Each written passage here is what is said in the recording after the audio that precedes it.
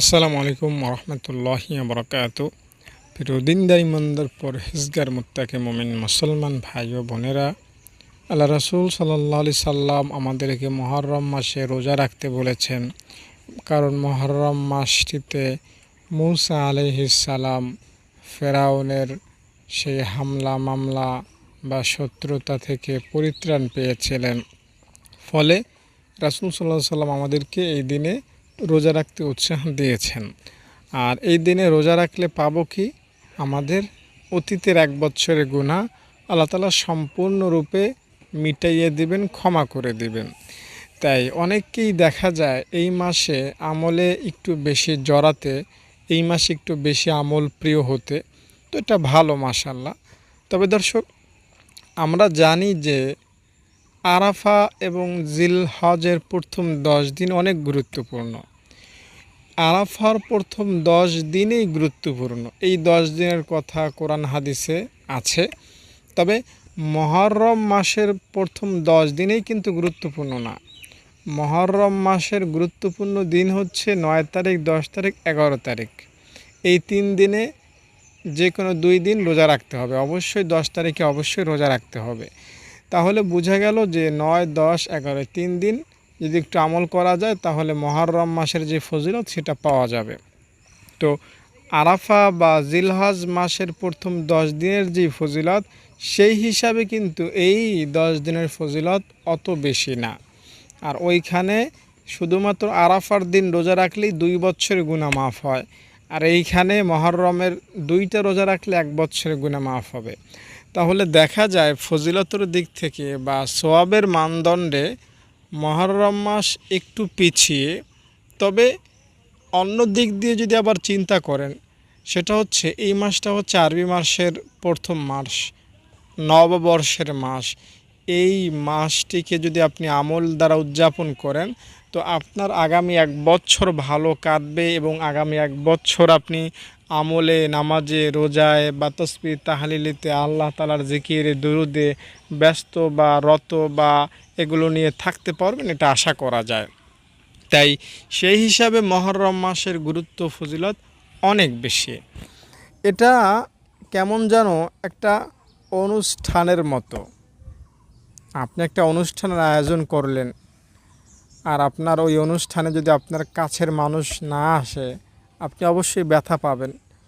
তো আল্লাহ তাআলা কেমন যেন মুহররমকে বছরের প্রথম মাস ঘোষণা করেছেন এবং ঘোষণা করেছেন যে তোমরা এই বছরের প্রথম মাসটিতে আমল দ্বারা নিজেকে রাঙাও, আমাকে দেখাও যে তোমরা আগামী 1 বছর আমলে থাকবা। তো এই ক্ষেত্রে যদি আপনি প্রথম মাসটিতেই অলসতায়, অবহেলায় কাটিয়ে দেন, তাহলে আমি মনে করব এটা আপনার জন্য চরম ব্যর্থতা। তাই মুহররম মাসকে একটু গুরুত্ব দিবেন। গুরুত্ব কিভাবে দিবেন? যেমন আপনি বিড়ি সিগারেট খেতেন, অন্তত 10 দিনের জন্য ছেড়ে দেন। 10 দিনের পরেও খাওয়া যাবে না, অন্তত মুহররমকে গুরুত্ব, সম্মান দেন। আপনি বেপর্দা নারী ছিলেন, এখন একটু বোরকা পরে বের হন, একটু সম্মান দেওয়ার চেষ্টা করুন, তো আল্লাহ তাআলা খুশি হয়ে যাবেন ইনশাআল্লাহ। দর্শক, মুহররম মাসের অনেক আমলই আপনি করতে পারেন। মুহররম মাস জুড়ে বহু আমল আছে। এক ভাই আমাকে বলেছিলেন, হুজুর আমি কি মুহররম মাসের 30 দিনই রোজা রাখতে পারবো? আমি বললাম, পারবেন না কেন? অবশ্যই পারবেন। তো তিনি রাখাও শুরু করেছেন, প্রত্যেকটা দিন রোজা রাখতেছেন। তো আমল যারা করেন তাদের যদি একটা ওইভাবে ফেসবুকে বা ইউটিউবে একটা লিস্ট থাকতো, তাহলে আমি যে কত তাদের তুলনায় নিচু মাপের মানুষ বা তাদের নেকির কাছে যে আমরা একদম ভিক্ষুক, এটা খুব সহজেই বুঝতে পারতাম। সত্যি ভাই বোন, যারা আমলে ব্যস্ত থাকেন তারা সর্বদাই আমল করেন, আমলেই তাদের সময় কাটে, আমলেই যেন তাদের খেলা, আমলেই যেন তাদের বিজনেস, আমলেই যেন তাদের চাকরি, সংসার, সব কিছু আমল নিয়েই তাদের থাকা। তাই আপনিও আমল নিয়ে ব্যস্ত থাকার চেষ্টা করেন, ইনশাল্লাহ সওয়াব পাবেন। তো যারা মনে করেন আমল নিয়ে ব্যস্ত থাকতে পারবেন না, মুহররম মাসটা অনেক গুরুত্বপূর্ণ, তবুও দেখা যাবে যে তাহাজ্জুদ পড়বেন না, নামাজ, তাহলিল, জিকির, আজকার যেগুলো নফল এগুলো করবেন না। তো আমি আপনাকে এই জন্য কিছু সহজ সলিউশন, সহজ পরামর্শ দিতে এসেছি। কিছু পরামর্শ দিব। এই আমলগুলো করলে ইনশাআল্লাহ আপনি তাহাজ্জুদের সওয়াব পাবেন, রোজা রাখার সওয়াব পাবেন, এছাড়াও আপনি শহীদদের সওয়াব পাবেন, মানে সওয়াব অনেক পাবেন। এই আমলগুলো করা খুব সহজ, এগুলো করতে ঘুম হারাম করা লাগে না, সময় কাটানো লাগে না, জাস্ট একটু মনের ব্যাপার, একটু হিম্মত করলেই হয়ে যায়। দর্শক, তাহাজ্জুদ নামাজ সংক্রান্ত একটা বিষয় আপনাকে বলি। তাহাজ্জুদ নামাজ হচ্ছে একটা সুন্নাত নামাজ। এই নামাজ পড়া যদি সহজ হতো বা এই নামাজ যদি দিনের বেলায় পড়া যেত, রাসূল সাল্লাল্লাহু আলাইহি সাল্লাম হয়তো বা আমাদের জন্য ফজর, জোহর, আসর, মাগরিব নামাজের মতোই ফরজ করে যেতেন বাধ্যতামূলকভাবে। কারণ এই নামাজ রাতের বেলা পড়তে হয়, তাই এটা কষ্টসাধ্য। এই কারণে হয়তো বা নবীজি আমাদের জন্য এটা পড়তে বাধ্যবাধকতা দেননি, এটা ছেড়ে দিয়েছেন। উম্মাদ পড়লে পড়, না পড়লে সমস্যা নাই। তো রাসূল সাল্লাল্লাহু আলাইহি সাল্লাম এই নামাজ কিন্তু পড়তেন, নবীজি অবশ্যই প্রতি রাতে পড়তেন। এমন কোনো রাত অতিবাহিত হয়নি যে রাতে রাসূল সাল্লাল্লাহু আলাইহি সাল্লাম তাহাজ্জুদ পড়েননি। তাই তাহাজ্জুদ পড়ার চেষ্টা করবেন। যারা তাহাজ্জুদ পড়তে পারবেন না তারা কি করবেন, তারা আমি কিছু আমল বলবো এখন, এই আমলগুলো করবেন। ইনশাআল্লাহ তাহাজ্জুদ না পড়া সত্ত্বেও তাহাজ্জুদ নামাজের সওয়াব আপনি পেয়ে যাবেন ইনশাআল্লাহ। দর্শক, এশা ও ফজর নামাজ জামাতের সহিত যদি আদায় করেন তো আপনি সারা রাত তাহাজ্জুদ নামাজ পড়েছেন সেই হিসাবে আল্লাহ তাআলার কাছে পরকালে উঠতে পারবেন।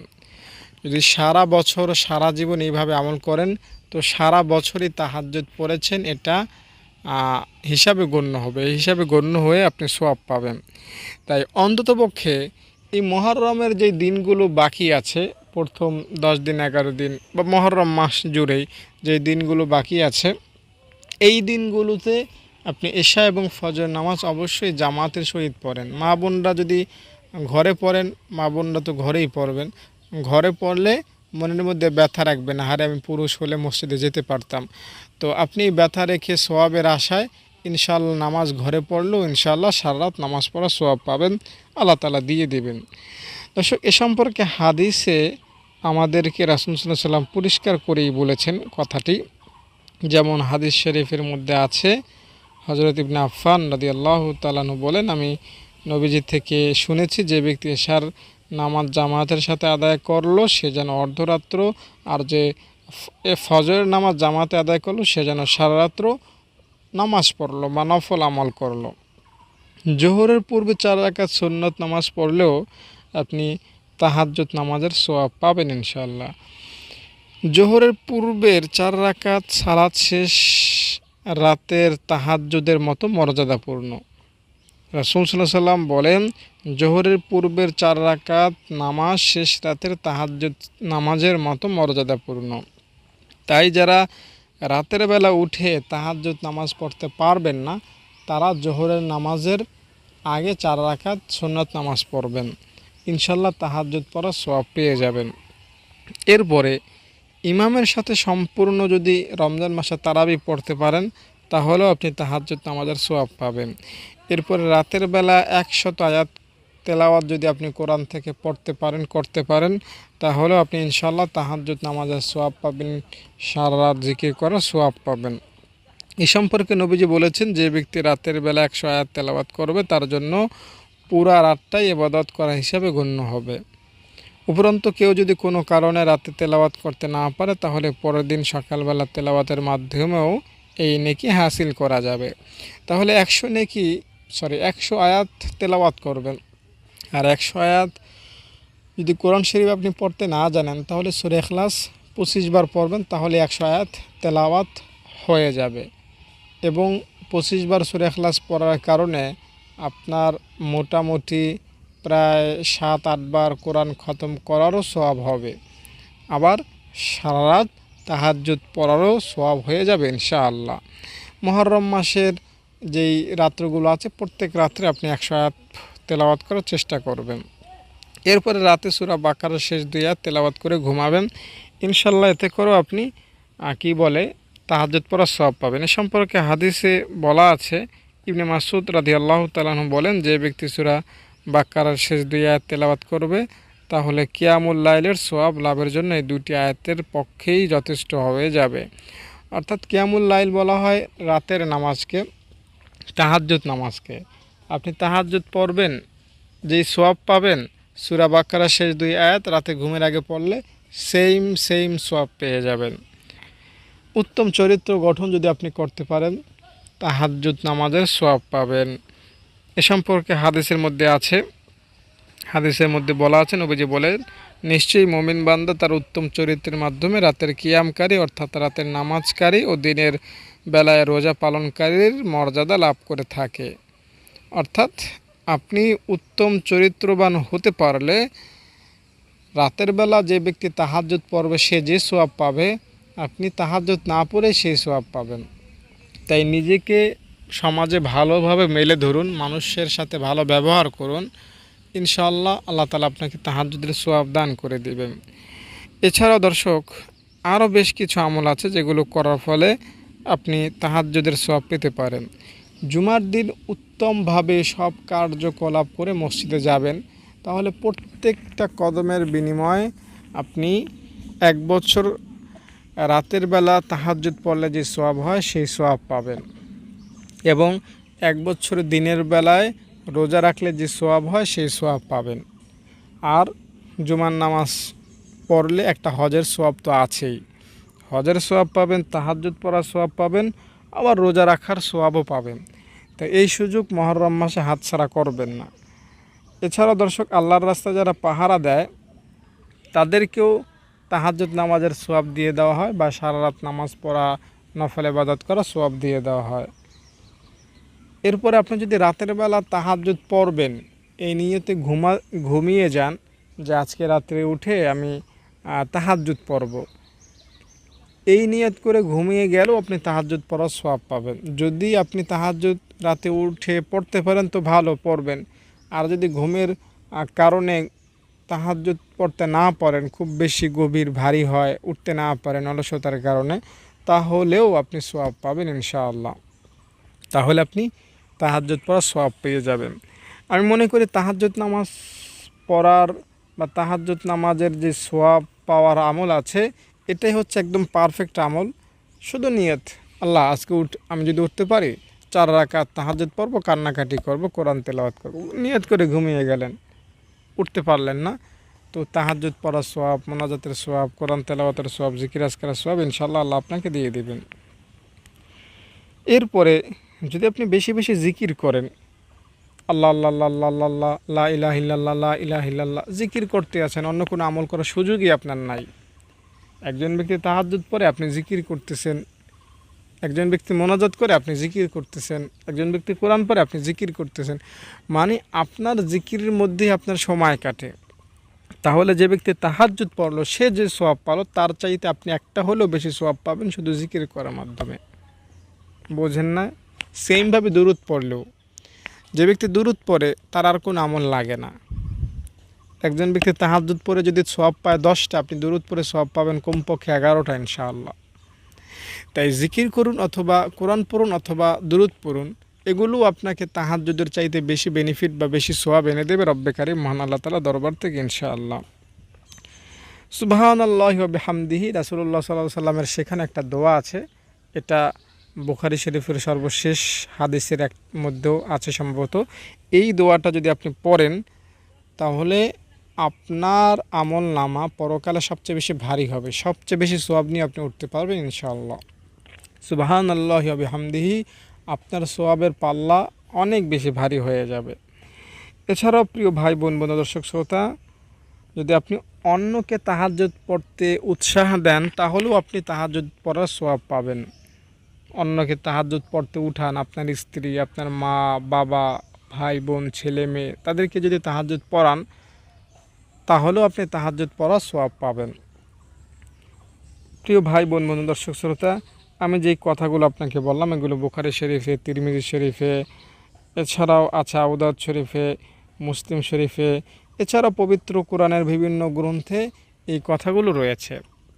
তাই আমার কথা বিশ্বাস করতে পারেন, এই আমলগুলো করতে পারেন মুহররম মাসে, ইনশাআল্লাহ আপনি ব্যর্থ হবেন না, সফল হবেন, অনেক বেশি সফল হবেন। আল্লাহ তাআলা আপনাকে সোয়াব দিবেন এত বেশি যে পরকালে সোয়াব দেখে আপনি অবাক হয়ে যাবেন, হতভম্ব হয়ে যাবেন। অনেকে হবেনও। পরকালে একজন ব্যক্তি আল্লাহ তাআলার কাছে যাবেন, আল্লাহ তাআলা তার আমলনামা তাকে জিজ্ঞাসাবাদ করে তার হাতে তার আমলনামা দিয়ে দিবেন। সে আমলনামা খুলে দেখবে গুনাহ তেমন নাই, শুধু সোয়াব আর সোয়াব, সোয়াব সোয়াব, সোয়াব সোয়াব। 100 কোটি, অমুক তারিখে 200 কোটি, অমুক তারিখে 500 কোটি, অমুক তারিখে 1000 কোটি, অমুক তারিখে 20,000 কোটি, অমুক তারিখে হজের সোয়াব, অমুক তারিখে তাহাজ্জুদের সোয়াব, অমুক তারিখে কোরআন খতমের সোয়াব, অমুক তারিখে মুহররমের সোয়াব, অমুক তারিখে আরাফার সোয়াব, অমুক তারিখে শাবে কদর, সোয়াব আর সোয়াব, সোয়াব আর সোয়াব, সোয়াব। ওই লোকটা আল্লাহকে বলবে, আল্লাহ এই সোয়াব আমার না, এই আমলনামা আমার না, এটা আমাকে দিও না, এটা তোমার ফেরেশতারা গরমিল করে মনে হয় আমার নামে ঢুকিয়ে দিয়েছে, এত সোয়াব তো আমি কামাইনি আল্লাহ। তো তখন আল্লাহ তাআলা বলবেন, বান্দা এসব তোরই, তুই নে, এগুলো তোরই। তো বান্দা বলবে, আল্লাহ এগুলো আমার, কিভাবে হলো আমার এগুলো? তখন আল্লাহ তাআলা এই এক্সাম্পলগুলো দিবেন যে, বান্দা তুই নিয়ত করেছিলি তাহাজ্জুদের পড়তে পারিসনি, আমি সোয়াব দিয়ে দিয়েছিলাম। বান্দা তুই এশা ফজর পড়েছিলি, আমি তোকে সারা রাত নামাজ পড়ার সোয়াব দিয়েছিলাম। তুই জুমার নামাজে এসেছিলি, প্রত্যেকটা কদমে 1 বছরের নামাজের সোয়াব দিয়েছি, 1 বছর নফল ইবাদত করার সোয়াব দিয়েছি, 1 বছর রোজা রাখার সোয়াব দিয়েছি। বান্দা তুই তোর মার সেবা করেছিস, তোর মার সেবা করার কারণে হাজার হাজার লক্ষ লক্ষ বার হজ করার সোয়াব তোকে দিয়ে দিয়েছি। বান্দা তুই সূরা ইখলাস পড়েছিলি, কোরআন খতমের সোয়াব দিয়ে দিয়েছি। বান্দা তুই দুনিয়াতে শবে বরাতে, শবে কদর, আরাফার মাসে, হজের মাসে, মুহররমের মাসে, আশুরার দিনে আমার কাছে মোনাজাত করেছিলি, কিন্তু আমি তোকে মোনাজাতের বিনিময়ে দেইনি, আমি জমা রেখেছিলাম, আজকে সবটা তোকে দিয়ে দিলাম। তখন বান্দা বুঝবে, আল্লাহ হ্যাঁ এগুলো তো আমি করেছিলাম, তুমি এর বিনিময়ে আমাকে দিয়েছো, কিন্তু যা দিয়েছো এগুলো সব আমি করি নাই, তুমি আমাকে বাড়িয়ে দিয়েছো। তখন ওই লোকটা হতভম্ব হয়ে যাবে, বিস্মিত হয়ে যাবে। তাই আল্লাহ তাআলা আমাকে আপনাকেও যাতে এই ধরনের সোয়াব দেন বা এই ধরনের ন্যাক দান করেন, সেই কামনা বা সেই চেষ্টা আমরা করব। দেখুন, দুনিয়াতে যে দিন এনে দিন খায় এমন একজন ব্যক্তিকে যদি কোনো শিল্পপতি, কোটিপতি একটা গাড়ি, একটা বাড়ি বা একটা জমি বা একটা ফ্যাক্টরি লিখে দেন, বলে এগুলো তুমি কামাইছো, তোমাকে দিয়ে দিলাম, তো ওই লোকটার অবস্থা কি হবে? আমার তো মনে হয় হার্ট ফেল করবে। এত সম্পদ, এত সম্পদ আমার, আমি 500 টাকা দিনে কামাইতাম, এখন তো দেখি আমার 500-600 কোটি টাকার সম্পদ। তো লোকটা নিজেকে কন্ট্রোল করতে পারবে না, নিজেকে বিশ্বাস করাতে পারবে না যে এত সম্পদ, আমাকে এত সম্পদ দিলেন আপনি, আপনি তো মহান।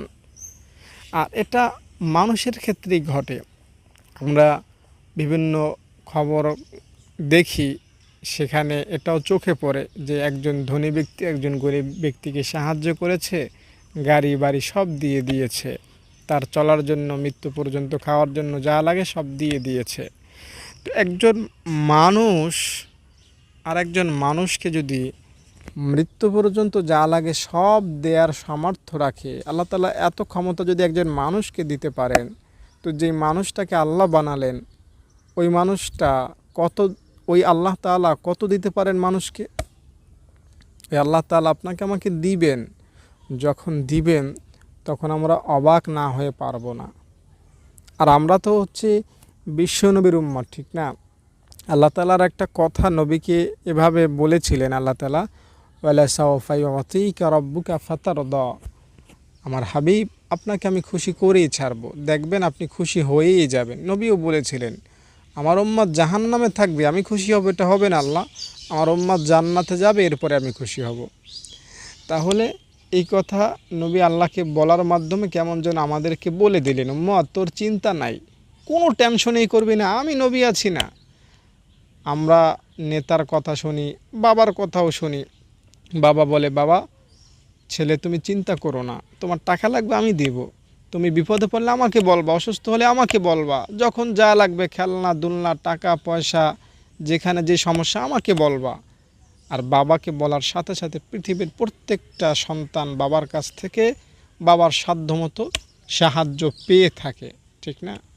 তো নবীজিও কেমন যেন আমাদের একজন নেতা, রাসূল সাল্লাল্লাহু আলাইহি সাল্লাম আমাদের আইডল, রাসূল সাল্লাল্লাহু আলাইহি সাল্লাম আমাদের কান্ডারি, তিনি আমাদের শাফায়াতকারী, তিনি বাবা মার চাইতেও বেশি ভূমিকা রাখবেন। তিনি কেমন যেন আমাদেরকে বলে দিলেন, উম্মত চিন্তা নাই, কোন টেনশনই করবি না, আমি নবী আছি না, দেখবি তোর জন্য আমি কী করি। আল্লাহ তাআলার কাছ থেকে তোর জন্য আমি জান্নাত নিয়ে আসবো, তোর জন্য আমি জান্নাত লিখে তো দেবো তোকে, আমি জান্নাতে ঢুকিয়ে ছাড়বো তোকে। আল্লাহ তাআলাও বলেছেন, জান বন্ধু, আপনার কথাই গ্রহণযোগ্য হলো, আপনার কথাই মেনে নিলাম, আপনার উম্মতকে যে কালিমা পড়বে তাকেই জান্নাতের মধ্যে ঢুকিয়ে দেব। ইনি হচ্ছেন আমার রাসূল, ইনি হচ্ছেন আপনার নবী। এই নবীর জন্য মুহররম মাসে দুরূদ পড়বেন। মুহররম মাসে নবী সাল্লাল্লাহু আলাইহি সাল্লামের দুরূদ পড়া সংক্রান্ত আমার আলাদা একটা ভিডিও আছে, সেটা না দেখলে দেখে নেবেন। যদি মুহররম মাসে দুরূদ পড়া থেকে নিজেকে বঞ্চিত রাখেন, আপনি সত্যি অনেক বেশি লস করবেন। নবী সাল্লাল্লাহু আলাইহি সাল্লামকে যদি আপনি বেশি বেশি স্মরণই না করতে পারেন মুহররম মাসে, এটা হবে আপনার জন্য চরম ব্যর্থতা। আর এই বেশি বেশি সওয়াব কামানো যায় অল্প আমলে, অল্প চেষ্টা, এগুলো আপনি বেশি বেশি করবেন। ইনশাআল্লাহ আপনি অনেক বেশি সফল হবেন, আপনি অনেক বেশি নাজাত পাবেন এবং আল্লাহ তাআলার দরবার থেকে অনেক কিছুই পাবেন। আল্লাহ তাআলা আপনাকে হতাশ করবেন না, আল্লাহ তাআলা আপনাকে দিবেন, এত দিবেন যে আপনি পরকালে অবাক হয়ে যাবেন। তো দর্শক, আশা করি ভিডিওটি আপনার কাছে ভালো লেগেছে, আপনি এই ভিডিও থেকে কিছু হলেও শিক্ষা পেয়েছেন। আমল করবেন, আমলটাই হচ্ছে মূল বিষয়। আমল না করলে আসলে শিক্ষা দ্বারা কোনো কাজ হয় না। তো আশা করি আপনি আমল করবেন এবং মুহররম মাসের 10 তারিখে রোজা রাখবেন এবং 9 তারিখ অথবা 11 তারিখে একটা রোজা রাখবেন, মোট 2টা রোজা রাখবেন।